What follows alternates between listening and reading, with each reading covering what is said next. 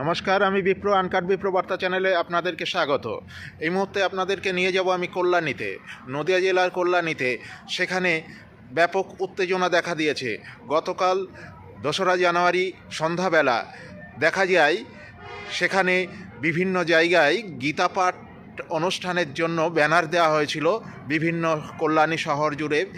সেই সমস্ত ব্যানার বিভিন্ন জায়গায় ছেঁড়া চোখে পড়ে সনাতনী মানুষের।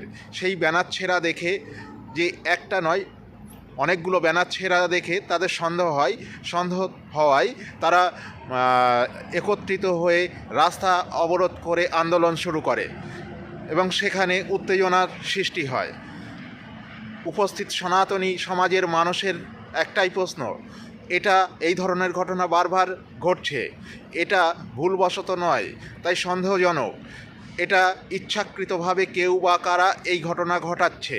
আসলে এই অঞ্চলের সাম্প্রদায়িক সম্প্রীতি নষ্ট করবার চেষ্টা হচ্ছে। যদি ধর্মীয় অনুষ্ঠানের ব্যানারে এইভাবে ছিঁড়ে দেওয়ার চেষ্টা হয়, তাহলে সেটা নিয়ে প্রশ্ন জাগে এবং সেই প্রশ্ন তারা প্রশাসনের কাছে রাখছে। কল্যাণী পুলিশ প্রশাসন সেখানে উপস্থিত সনাতনী সমাজের ক্ষুব্ধ মানুষদের তারা বোঝানোর চেষ্টা করছেন এবং সমস্ত রকম তদন্তের আশ্বাস দিচ্ছেন।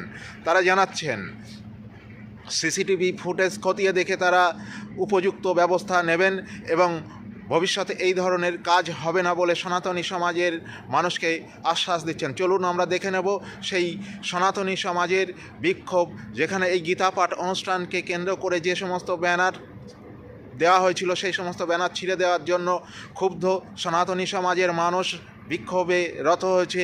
সেই বিক্ষোভের চিত্র এবং সনাতনী সমাজের মানুষের বক্তব্য আমরা শুনে নেব।